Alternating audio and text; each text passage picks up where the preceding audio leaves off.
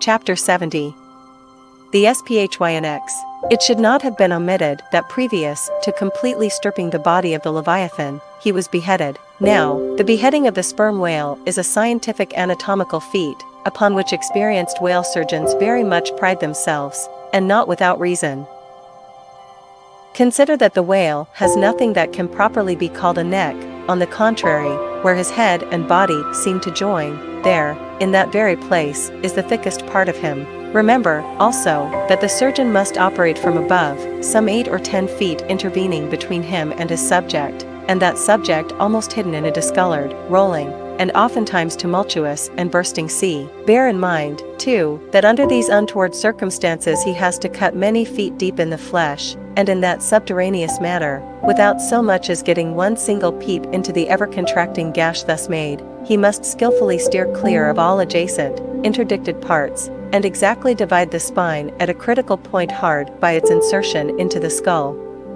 Do you not marvel, then, at Stubbs' boast, that he demanded but 10 minutes to behead a sperm whale? When first severed, the head is dropped astern and held there by a cable till the body is stripped. That done, if it belonged to a small whale, it is hoisted on deck, to be deliberately disposed of.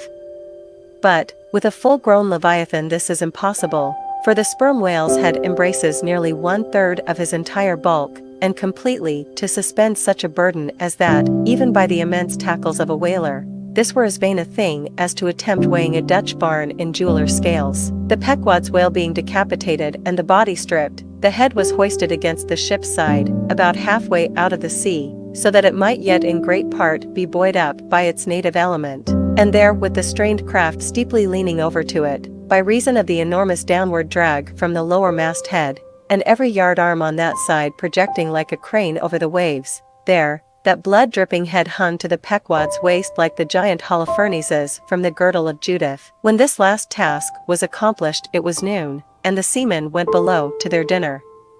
Silence reigned over the before tumultuous, but now deserted deck.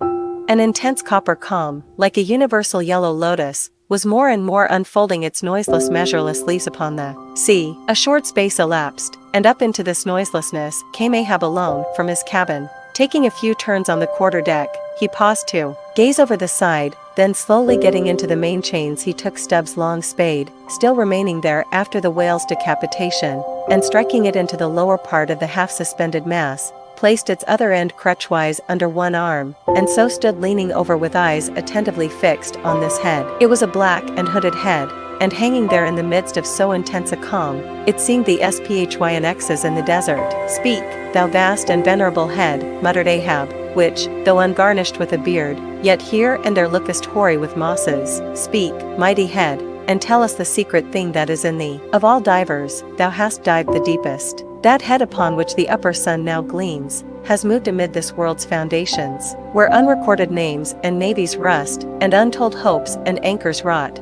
where in her murderous hold this frigate earth is ballasted with bones of millions of the drowned. There, in that awful waterland, there was thy most familiar home. Thou hast been where belle or diver never went, hast slept by many a sailor's side, where sleepless mothers would give their lives to lay them down. Thou saw'st the locked lovers when leaping from their flaming ship, heart to heart they sank beneath the exulting wave, true to each other, when heaven seemed false to them. Thou saw'st the murdered mate when tossed by pirates from the midnight deck. For hours he fell into the deeper midnight of the insatiate maw, and his murderers still sailed on unharmed, while swift lightnings shivered the neighboring ship that would have borne a righteous husband to outstretched, longing arms. O head, thou hast seen enough to split the planets and make an infidel of Abraham, and not one syllable is thine. "Sail ho!" cried a triumphant voice from the mainmast head. "Aye? Well, now, that's cheering," cried Ahab, suddenly erecting himself, while whole thunderclouds swept aside from his brow. That lively cry upon this deadly calm might almost convert a better man to "Where away?" 3 points on the starboard bow, sir, and bringing down her breeze to us. Better and better, man. Would now St. Paul would come along that way, and to my breezelessness bring his breeze. O nature, and O soul of man, how far beyond all utterance are your linked analogies! Not the smallest atom stirs or lives on matter, but has its cunning duplicate in mind.